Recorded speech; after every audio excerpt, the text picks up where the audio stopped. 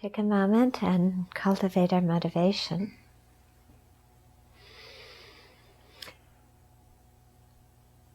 And since last week when we heard the teachings, we've had the great fortune to live another week. Our life could have so easily been interrupted, but it wasn't.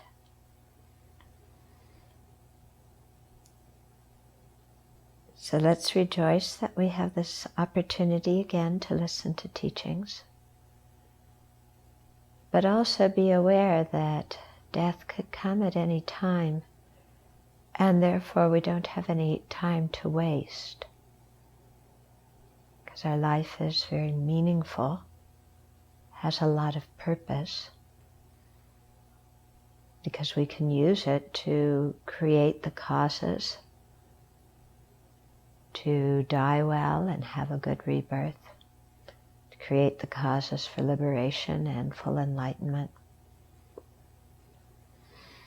And so let's really make a strong determination to do just that and to apply ourselves to learning, reflecting on, and meditating on the Buddha's teachings for the benefit of all sentient beings.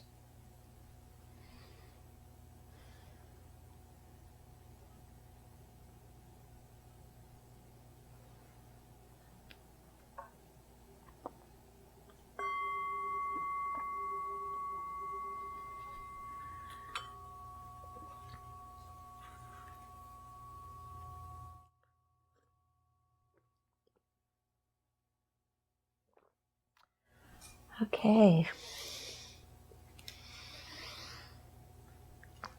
So, we've been contemplating mind training like rays of the sun, and we're on page 19. If you don't have the book, don't worry about it, because I'm reading it, so you can listen to it while I'm reading. So here we're starting the actual teachings, which begin with the first kind of phrase or slogan, which says, first train in the preliminaries. Okay, it doesn't say first go to the highest, most complicated, exotic practice with the longest name and the best advertisement. That's not what it says. It says first train in the preliminaries. Okay. So the first paragraph here says, this involves contemplating the significance and rarity of life as a free and fortunate human being. That's the first preliminary.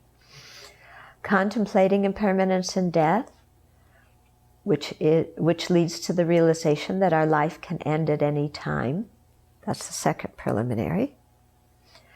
And thinking about the causes and results of actions, third preliminary.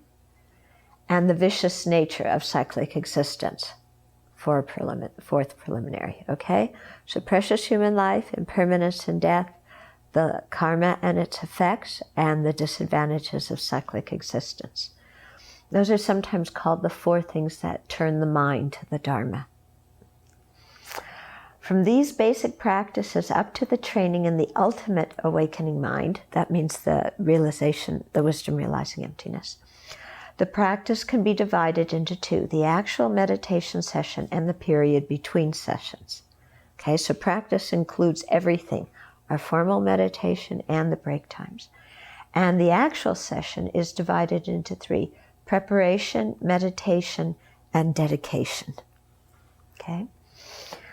So firstly, as the life story of Guru Dharmamati of Sumatra shows, Guru Dharmamati is Sir Lingpa. Okay, so it's not Dhammarakshita, who was the author of Wheel of Sharp Weapons. They're two different people.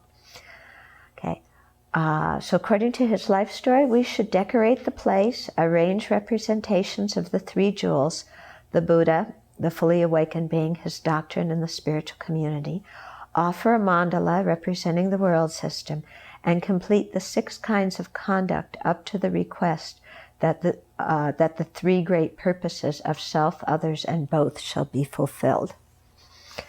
Okay, so this talks about the 6 preparatory practices. So I'll explain this right now. So first we sweep and clean the room. So I know some of you don't like that so much. So you got to put all your dirty teacups in the sink and clean them. You got to make your bed and, you know, things like this. But actually it has a very good effect on your mind if you keep your room very tidy and clean, because how you keep your environment reflects how you keep your mind. So you clean the environment, and also thinking, according to the thought training practice, that you're sweeping or vacuuming up the defilements of sentient beings. Okay, so that's the first of the 6 preliminaries. The second one is to, the other part of the first preliminary is to set up the altar. Okay, so when you have an altar, by the way, altar is spelled A-L-T-A-R. So many people write to me and say, how do I set up an altar? A-L-T-E-R, as an alter ego or an alternative, but it's A-L-T-A-R. Okay, altar, or a shrine. Okay, so how do you set one up? Usually in the highest place, we put a picture of our spiritual mentor. Yeah, because the spiritual mentor is the one that connects us to the Buddha, Dharma, Sangha. And then just below that, we have an image of the Buddha that represents the Buddha's form, or the Buddha's body. On the Buddha's right, or on our left as we look at it, there is a text, and that represents the Buddha's speech. So it's good to have one of the Prajnaparamita texts if you can. And then on the Buddha's left, or our right, as we look at the altar, is a representation of the Buddha's mind. And that could be a bell, or it could be a stupa. A stupa are those monuments that are made, that often the big ones people circumambulate. Here you just put a small one on your altar. Okay, and then you can have pictures of Chenrezig and Manjushri and any other deities that you practice all around there.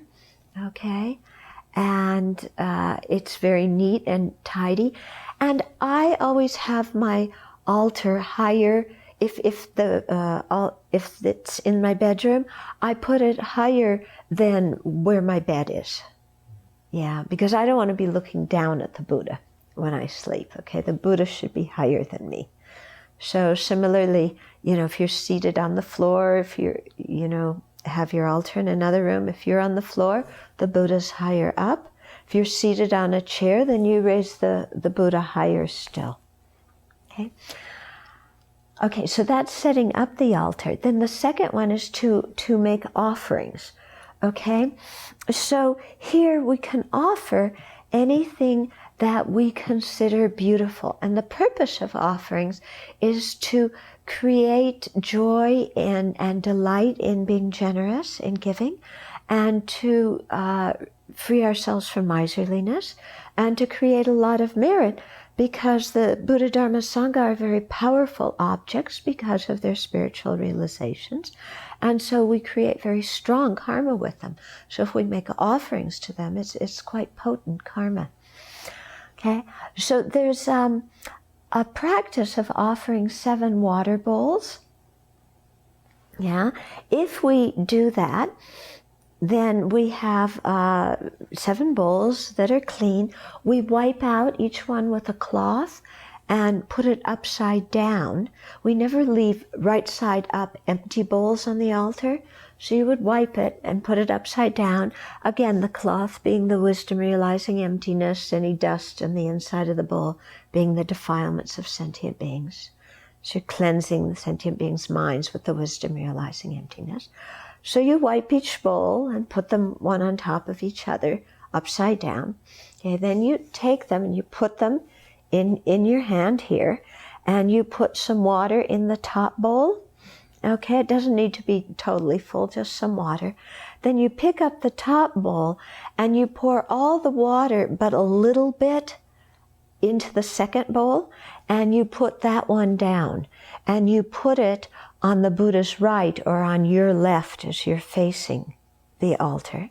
Okay, then you pick up the next one and you pour everything out. You leave a little bit and you put that one second, and you leave them about a rice grain's distance apart.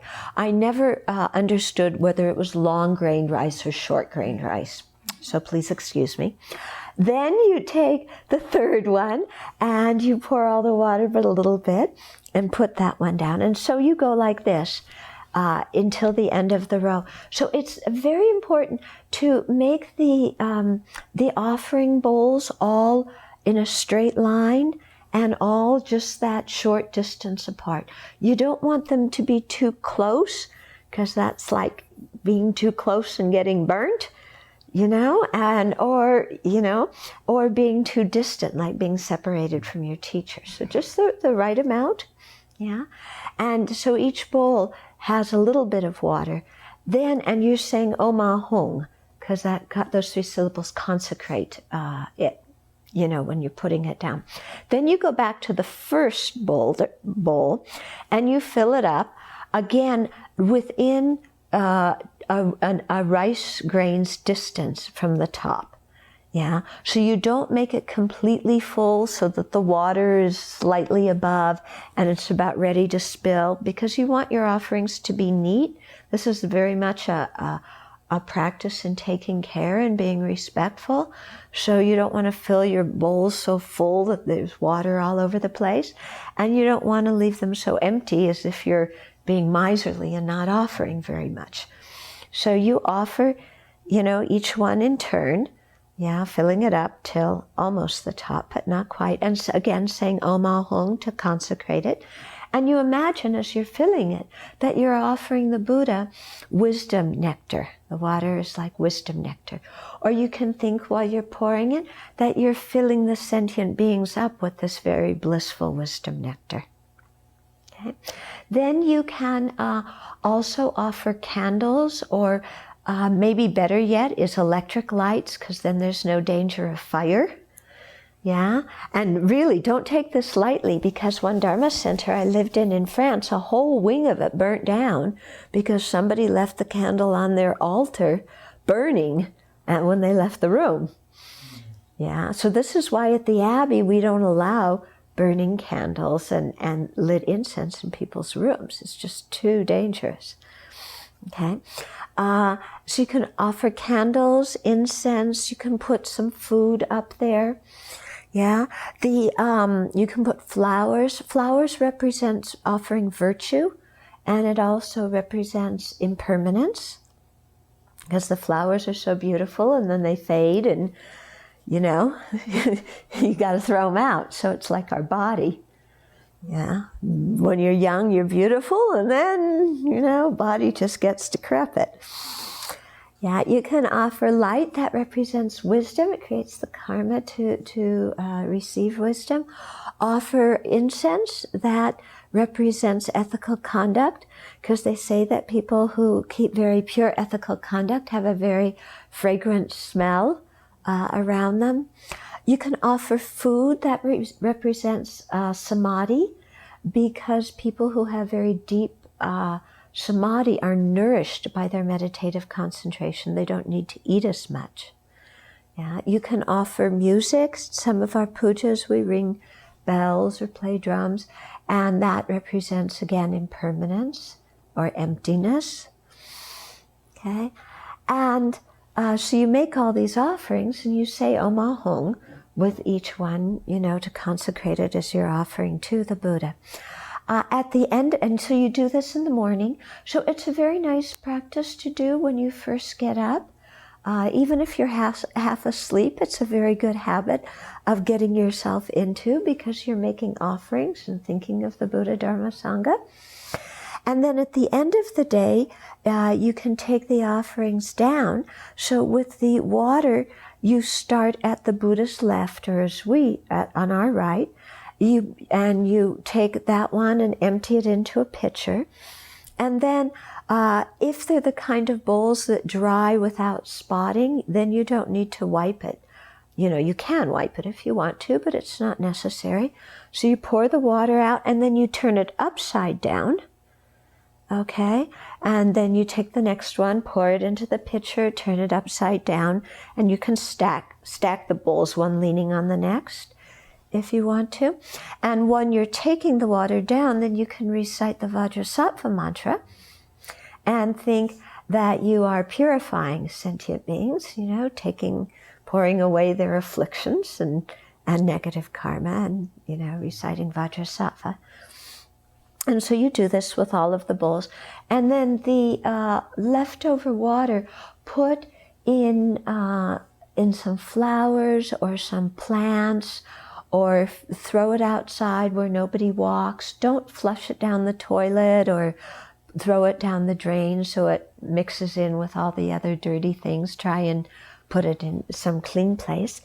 The food, it doesn't say this in the scriptures, but I think it's very helpful to request the Buddha's permission to take the food. Otherwise, I've noticed so many people who offer food to the Buddha and they just happen to take it off the altar when it's their lunchtime or dessert time. Then I wonder if they really offered it. They said "Oh Mahung," but did they really offer it? Or were they just putting it on the altar until they wanted it? Okay, so that's why I think it's good to ask the Buddha's permission as a caretaker for the Buddha's possessions, if we can take the food. And then we can either eat it ourselves or give it to friends, whatever. Okay, flowers, again, you throw outside someplace where they can decompose. Yeah, and then you kind of, put your altar to sleep in that way at the end of the day. So it's a very nice way to frame your day. And so offerings can really be quite nice, because when you're making each offering, don't just think, oh, I'm offering this small bowl of water to the Buddha, okay? But you think that it's transforming into so much blissful wisdom nectar, and that there's these beautiful offerings just filling the sky, so you're not just offering one flower, but the whole sky is full of beautiful flowers. And you're not just offering one apple, but the whole sky is full of apples, organic ones, because you don't want the Buddha to have to eat pesticides, So you can imagine that things are very pure, and the apples don't have pits and things like that. You imagine very nice things to offer. Okay, and when you're actually making the actual offerings, it's good to offer the best quality that we have. In other words, don't go to the grocery store, buy a whole bunch of fruit, and put the ones that got bruised on the altar and keep the good ones for yourself. Okay, it shouldn't be like that. We put the nice ones on the altar, and then we eat the ones that are going bad. Okay, so, and it's a very, very, I don't know, the mind feels so happy when we can make very beautiful offerings. Yeah, there's something so wonderful about visualizing beauty, and especially things that you think are just gorgeous. Visualize the whole sky full of them and offer them. Okay, it's very nice, really makes the mind quite happy. Yeah, and if you're attached to something, when you're making offerings, imagine millions of those.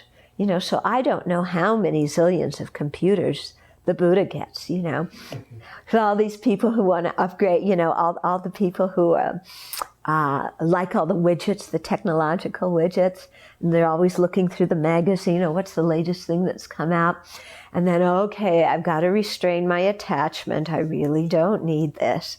Yeah, so it's a practice to cut off your attachment to it. Then you offer beautiful, iPods and stupendous computers and fantastic color printers that actually work, and all sorts of beautiful things, the sky full of them, to the Buddha. Okay, and you imagine the Buddhas and Bodhisattvas accept them with much pleasure. Okay, so that's the meaning of actual offerings. So the ones that you put on the altar, and mentally transformed ones are the ones that you imagine. Okay. Okay, then the third of the 6 preparatory practices is to sit in a comfortable position and examine your mind. Yeah, so you stop and you go, okay, is my mind peaceful? Or is my mind in a hurry and flurry? Or is my mind falling asleep? What's going on? Okay, so if your mind is kind of distracted, you're still thinking of the day's activities, yeah, then do some breathing meditation. And, maybe just 21 breaths, some short meditation like that. And let your mind calm down. Some people like to do longer breathing meditation. I was suggesting 21 if you're going on to do some of the Lam Rim analytic meditations. But, if you need more time to do more breathing meditation to stabilize your mind, please take that time and do that, okay? Because you want your mind to be calm and kind of peaceful before you start the analytic meditations, okay? And then also as part of the third step, then you generate a good motivation, yeah? And so you really reflect on, well, why am I meditating, okay? And sometimes when you sit there and you go, well, why am I meditating? It's just like, well, this is what I do at 5:30 every morning. That's the only motivation you have. Or, everybody else in the community is doing it. I just got up with them, So you just stop and, and see what your real motivation is. And then cultivate, the aspiration for full enlightenment for the benefit of all beings. Okay? Now, when it says sit in a comfortable position as part of the third one, this refers to the sevenfold position of Vairocana. It's eightfold if you include the breathing meditation, but I already covered that. And so there, the recommended position is if you can sit in the full Vajra position, which means that your right foot is on your left thigh and then your left foot is on your right thigh. Some people call that the lotus, but it's actually called the Vajra position. Then if you can sit like that, great. If you can't, then try the half Vajra with one leg down and the other one up. If that doesn't work so well, then sit like Tara sits with your left leg tucked in and your right leg in front, and both your legs flat on the floor. If that doesn't work, sit cross-legged. Okay? If that doesn't work, then try a meditation bench. Those small benches and the back is tilted. So you tuck your legs under the bench and then you sit on the little bench. Okay? If that doesn't work, then sit in a chair. Okay? When you sit in a chair, sit in a straight back chair with your feet flat on the floor. Don't sit in a nice, comfortable lounge chair. Because you know what happens if you do that. Okay? Okay, so you're seated, then keep your back straight because that helps the circulation of the subtle airs or winds in your body. Then your hands are the right on the left, like this, your thumbs touching to form a triangle. So your thumbs aren't slouching like that, okay? They're up like this, and that's right in your lap, So your hands are in your lap, touching your body, yeah, right at the level of your stomach. So your abdomen, your stomach's up here, your abdomen's lower, okay?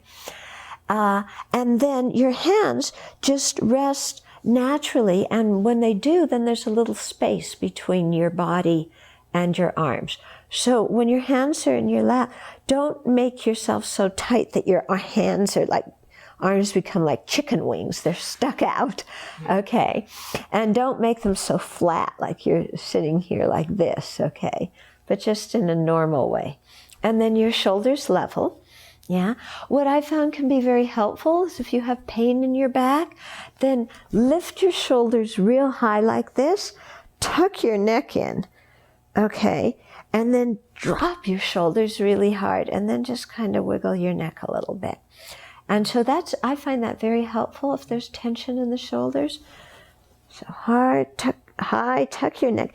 Lift them really high, you know, I mean as high as you can get them. And then let them go. And then just kind of, again, tuck your neck in and just, yeah.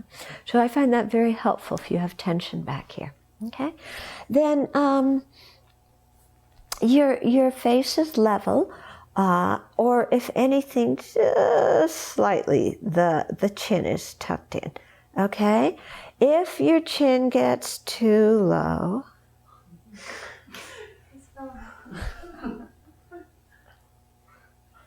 that's what happens, okay? Or if you raise your chin higher, you know, some people who have bifocals, I've noticed, you know, you look at them and they're always looking at you like this. And it took me a long time to realize they're not looking down on me, they're just trying to focus, you know? But, yeah, but, you know, you don't want your head to be like this because then your neck's gonna get sore. So you just want your, you know, level like this. And then your mouth is closed and you breathe through your nose unless you have allergies or a cold, and then breathe any way you can, okay? I say this being somebody who frequently gets colds and has allergies, you know. I remember so many retreats teaching breathing meditation and I can't breathe. Yeah, so then if you can't breathe through your nose, just breathe through your mouth. Just breathe, okay? And then, okay, so presuming you can do it through your nose, then keep your mouth shut. They say to put your tongue on the tip of on your palate. I'm not sure where else your tongue would go. I don't know. When I close my mouth, my tongue's on my palate. Do you have any place else your tongue can go? Do you have a space between your tongue and the palate? People have funny habits sometimes. People have some funny habits? Oh, yeah, okay, so maybe people have funny habits. Yeah, okay, so just trying, you know, keep your mouth closed, you know, your tongue inside and there. Then your eyes are lowered, but they're not really looking at anything. They say to rest them on the tip of your nose. I have a big nose, so that's fairly easy, but it doesn't always feel comfortable, so I think kind of just down in front of you is quite fine. Yeah, that lets some light in, that way you don't get sleepy or tired. Yeah, if you really have problems getting sleepy or tired, take a little bowl of water, not a big cup, a little bowl, and you balance it on your head when you meditate. And it usually only takes falling asleep once. When you're in a room full of people, the bowl falls. And usually after that, you don't fall asleep so much. There's certain positive attributes to being embarrassed.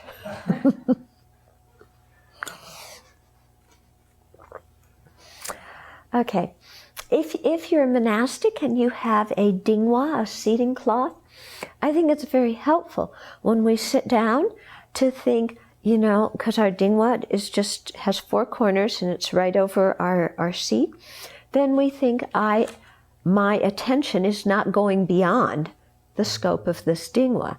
In other words, it's not going, you know, to the computer, it's not going to fixing breakfast, it's not going to what I did 20 years ago or what I have to do tomorrow. It's staying right here within, you know, these 4 corners of my seating cloth. Okay, so I find that very helpful. So you're sitting there, you're not looking at what your neighbor's doing, you're not, you know, if you're in a room full of people, you're not thinking about, gee, that person's making too much noise with their mala, or gee, why are they breathing so loud, or how come they're unzipping, how come they're taking off their Velcro jacket in the middle of a silent meditation.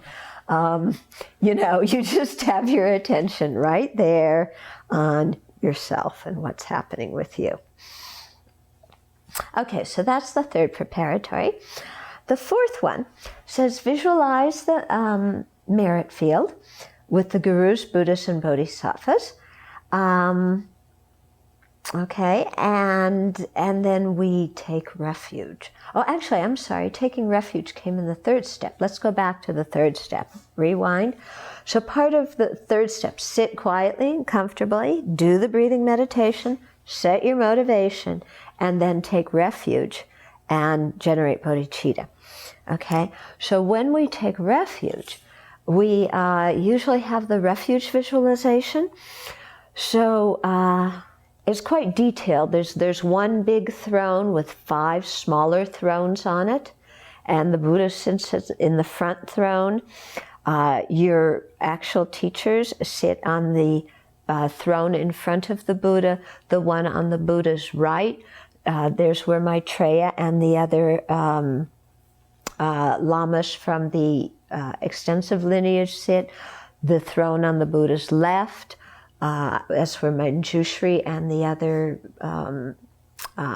lineage lamas from the profound lineage sit. In the back, you have other of your other spiritual mentors, Shantideva, and those of the ear-whispered lineage, and so on. And then around, still on the big throne, but around the 5 smaller thrones, then you have a circle. You have the meditational deities. You have the Buddhas, the Bodhisattvas, the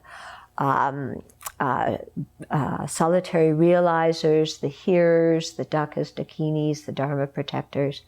Also, these are the Arya Dharma protectors, not the mundane Dharma protectors. Okay, and so they're all on this one throne. So this is the refuge visualization. This is not to be confused with the field of merit. You have the same figures, but in the merit field, the merit field is in step 4. The merit field, they're seated on the top of a tree that's in an ocean with a lotus on top, and then they're all seated on the petals of the lotus, and then some of the lamas are seated in the space, and Tsongkhapa is the center figure there.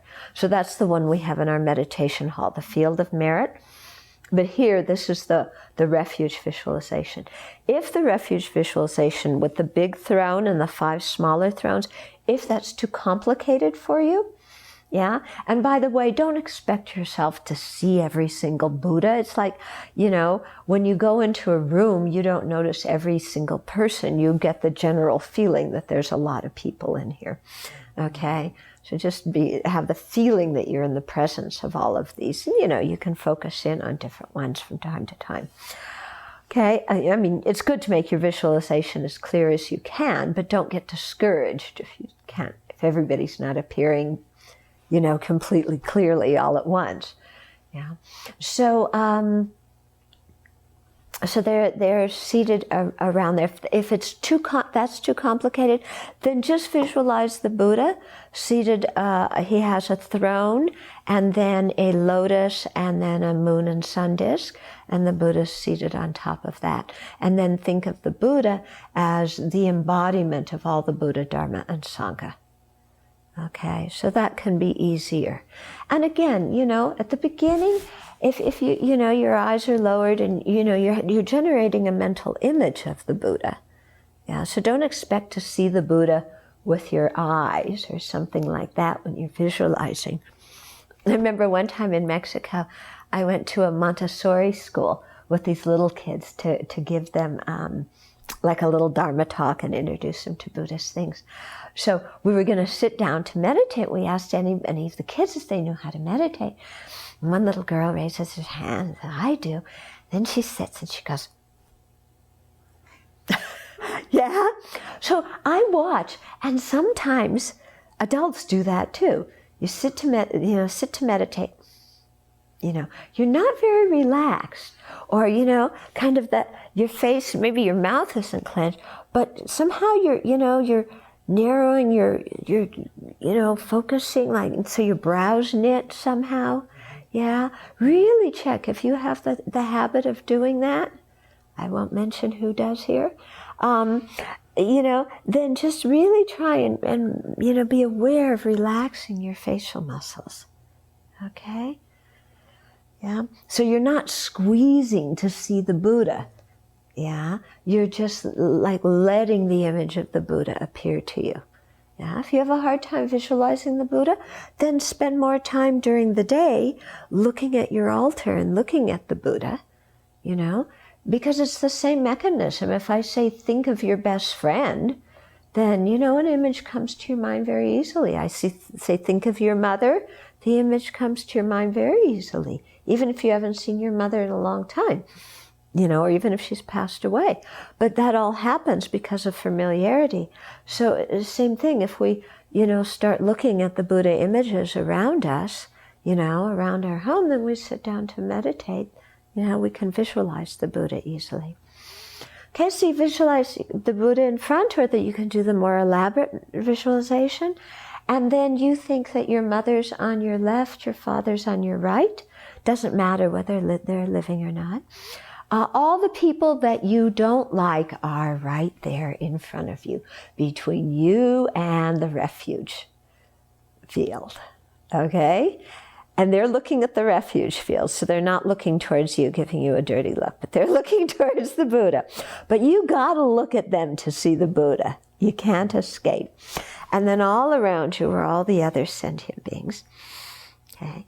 And then we think that we are leading all of the sentient beings in taking refuge, okay, and in generating bodhicitta. And so at that point, we can either stop and do a little meditation on refuge and on bodhicitta, and then say the prayer. You know, I take refuge until I am enlightened, that prayer that we always do. So you either do it like that, or you immediately call up that feeling of refuge and think of, you know, the good qualities of the Buddha and say the prayer, and you imagine that everybody else is saying it and taking refuge and generating bodhicitta together with you. And then you also do the four immeasurables at that point. And so you can do the long version of the four immeasurables or the short version. Yeah, it's nice. Some days you just do everything very quickly. Some days you stop and just contemplate each of the four, you know, in a very strong way. Yeah. So the nice thing, there's something that I find quite nice about the way we do our practices in the Tibetan tradition is that there's no fixed speed to how fast or slow or what melody you use when you do the different recitations.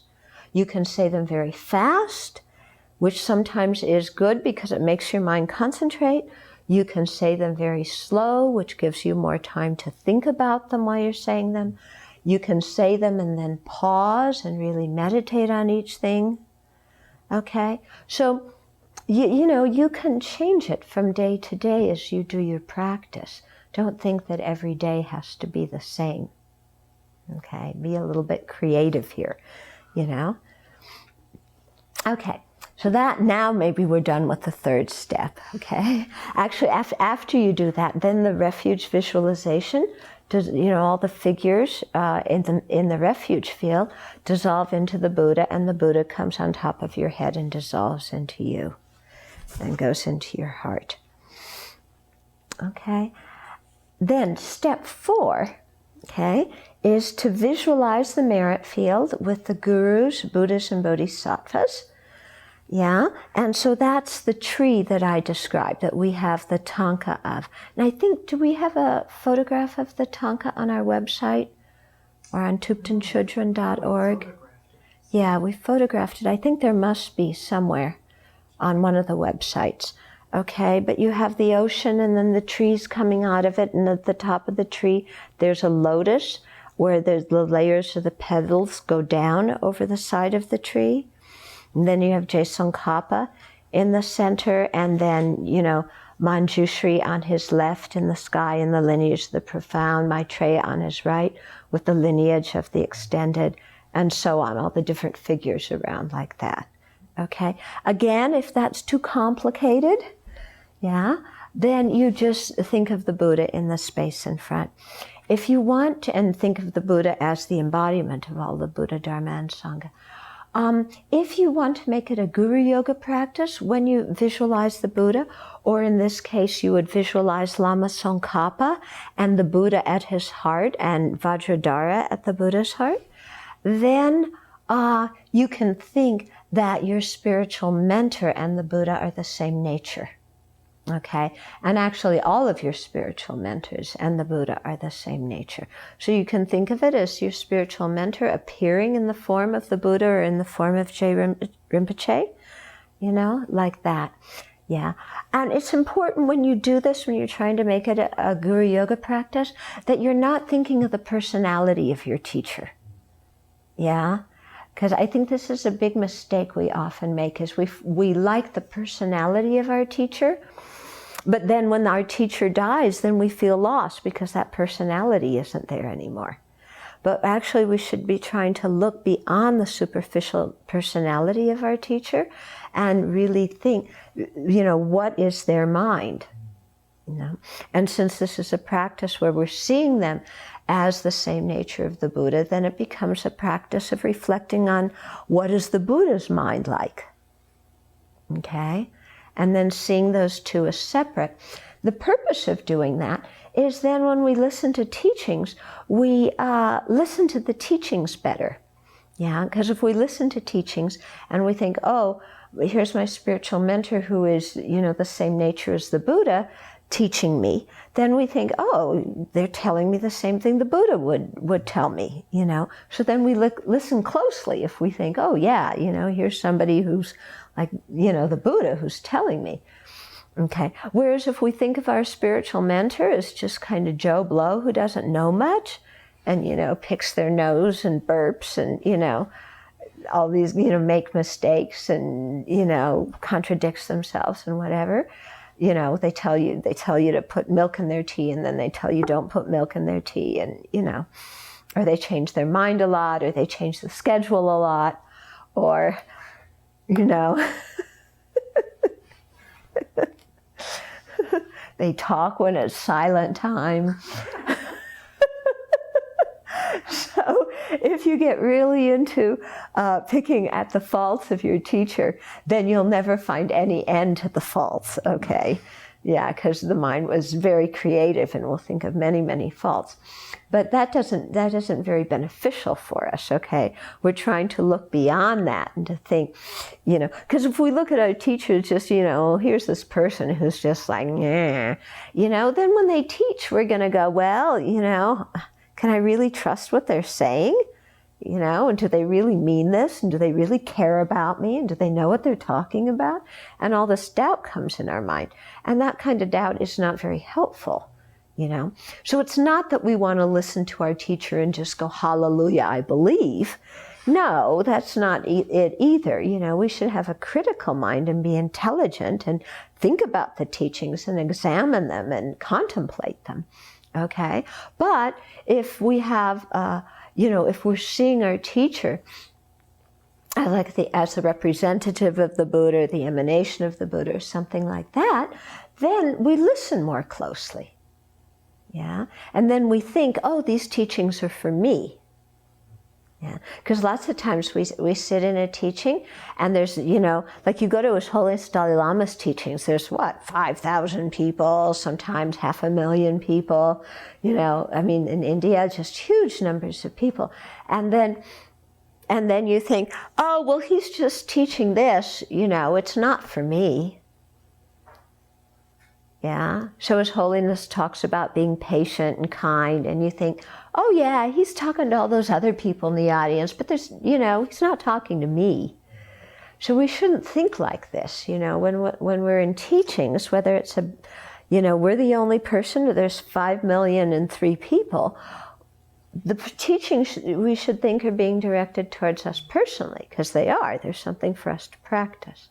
Okay, so seeing, you know, the teacher and the Buddha as one nature helps us to do that, to really take things seriously and to feel like we have a, you know, a personal connection there when we're doing the meditation and also when we're listening to teachings. Yeah, because sometimes, I mean, it's always best, especially at the beginning of our practice, to live close to our teacher and to see our teacher regularly, after some time, that may not be possible. I mean, I don't see my teachers very often. So this practice of Guru Yoga becomes quite important, because then every morning when I'm visualizing, the various deities or the Buddha or whatever, I think, here's my teachers appearing in this form, and it's all my teachers, so it's not like it's one conglomerate personality, because I'm not thinking of their personalities. I'm thinking of their qualities, their wisdom and compassion and so forth. And okay, they're all here, and I can communicate with them in that way. Yeah, and so that way you don't feel so separate and far away from your teachers. And especially if your teacher has passed away, okay, that physical body's not there, but that same nature, that is the nature of the Buddha, is still present. And so we still think of our spiritual mentor in that way, and we still feel close to them even if they've passed away. Yeah, and so that kind of meditation I find very helpful, because otherwise if I'm far away from my teachers and, everything's crazy around me, then if I think I'm all alone and in this boat of samsara, in this ocean of samsara, help, then it's quite desperate, But if I think, okay, close your eyes and you visualize the Buddha or Jai Rinpoche and they're the same nature as my teacher, then, you feel like you have some support and understanding, and you think of their qualities, and, a very close feeling comes. So it's really quite helpful. I strongly recommend doing that.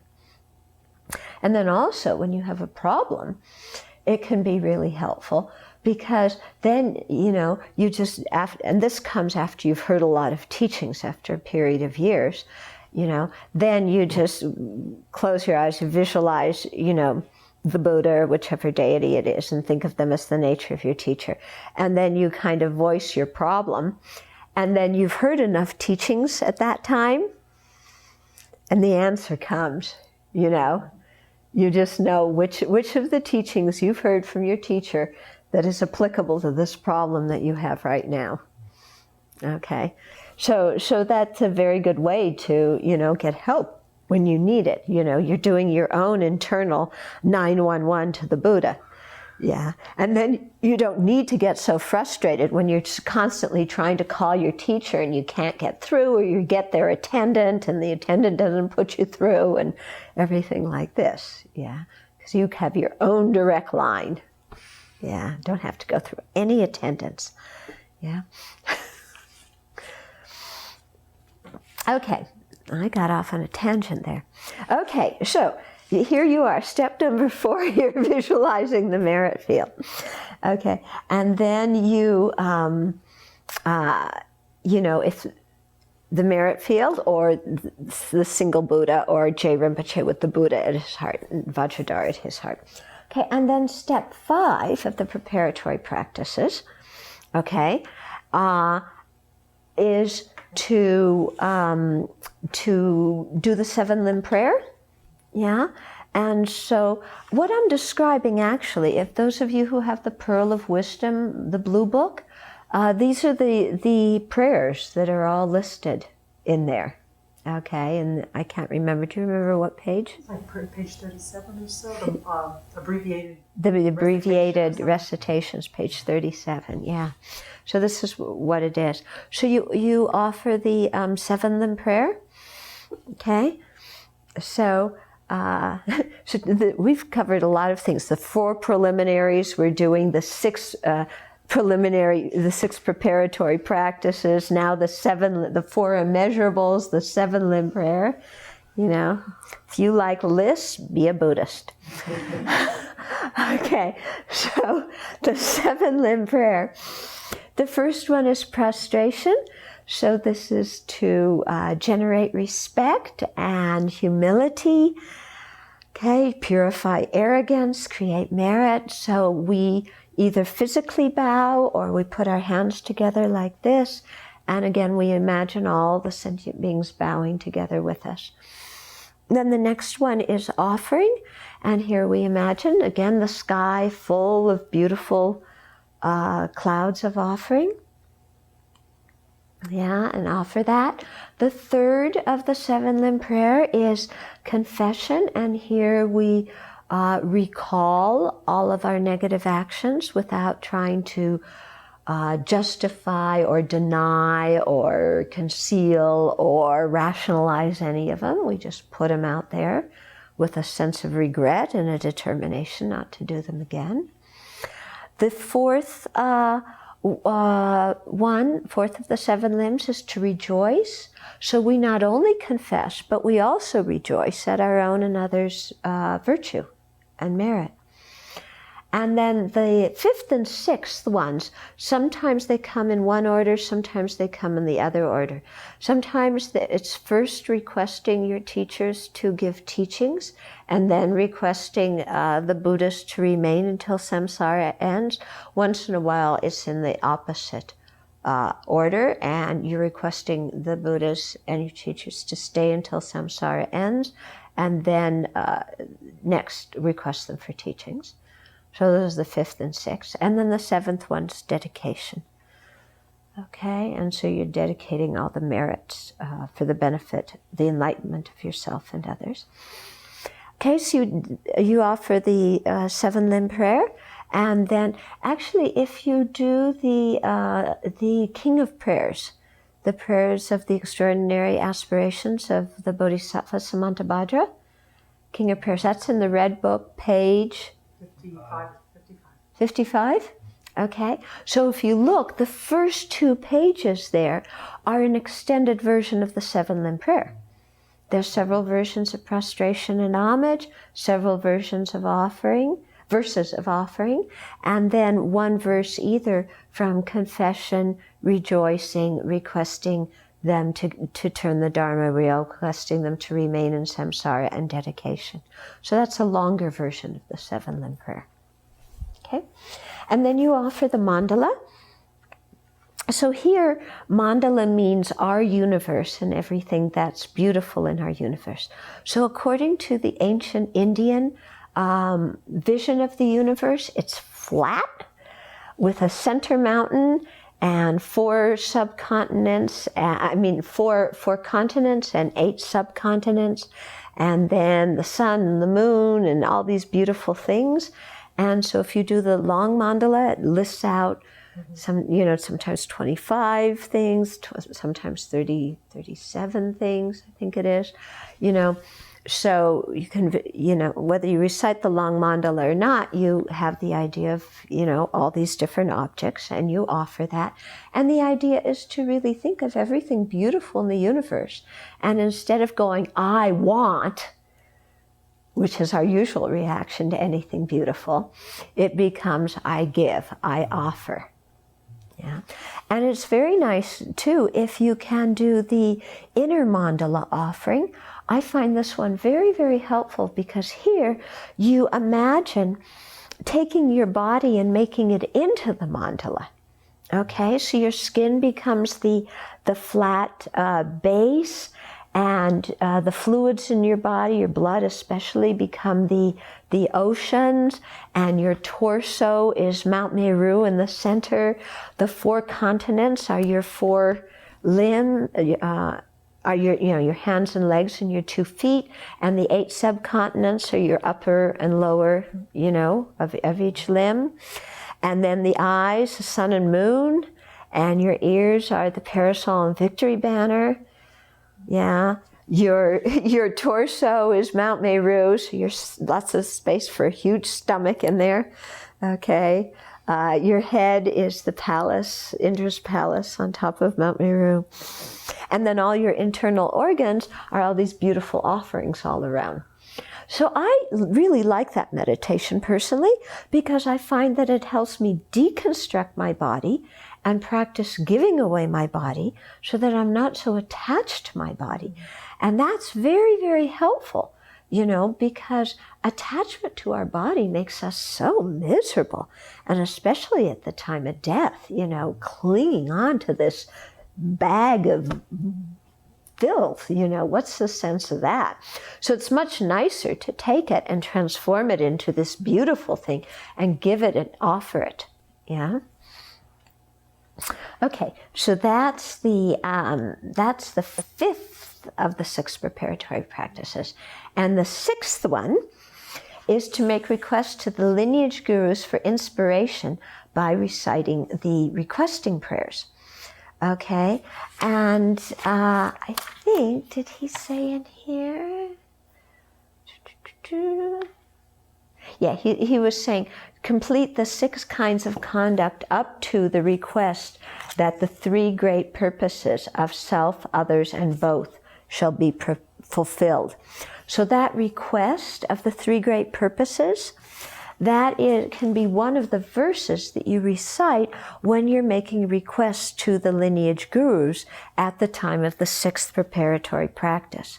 So sometimes in the blue prayer book, that's when we say precious and, whenever I have to recite precious,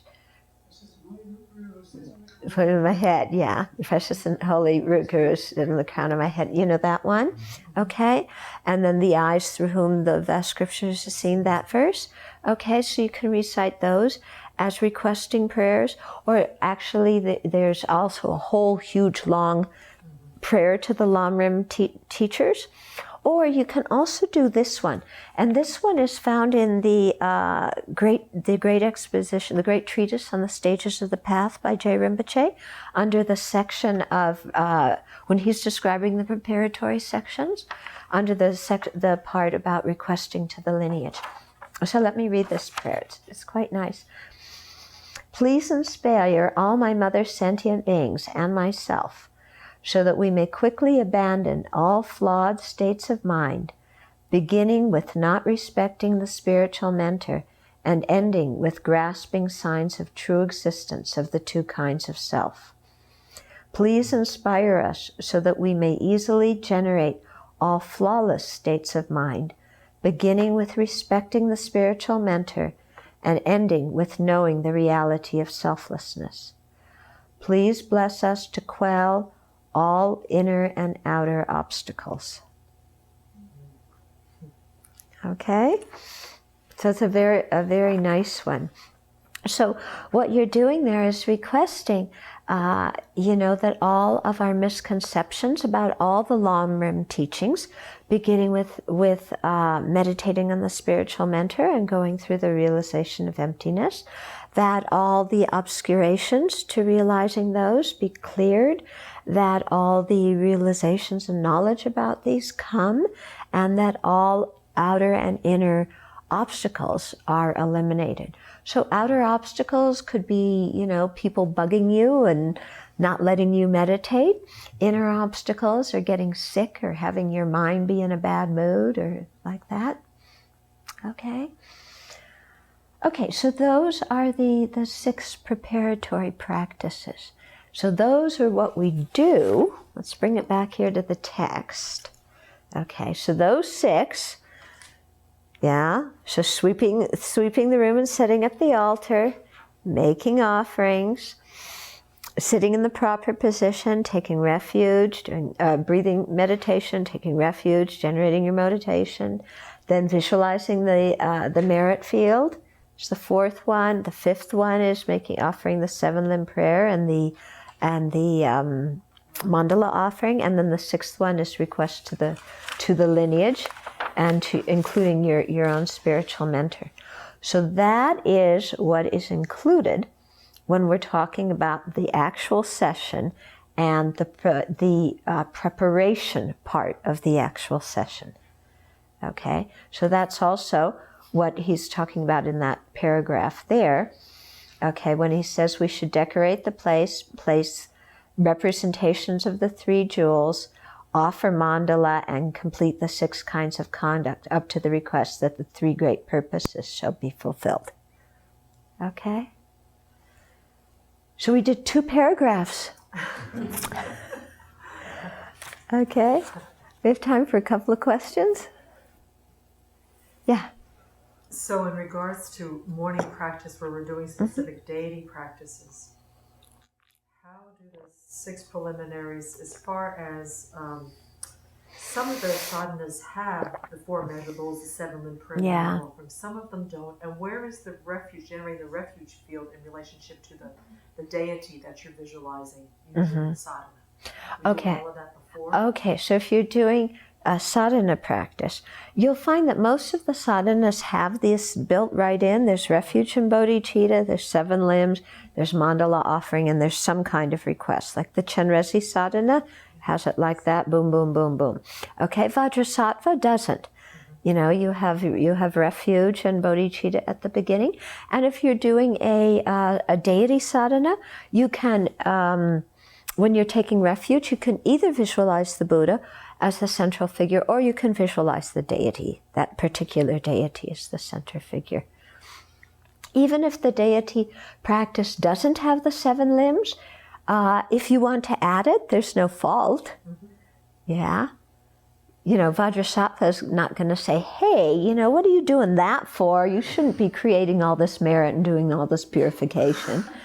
You know, I don't think Vajrasattva is going to object. Okay? So you can add things in if you want to. Uh-huh. Is there a significance to putting Vajradhara behind the Buddha in that visualization of the refuge?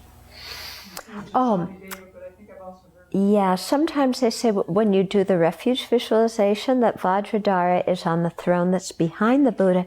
In that case, that's where all the tantric lineages would be. Okay, because Vajradhara is seen as he's the manifestation that the Buddha appeared in when giving the tantric teachings. would you have to have had highest class tantra to do that? No, you could have, I think, the other classes of tantra as well.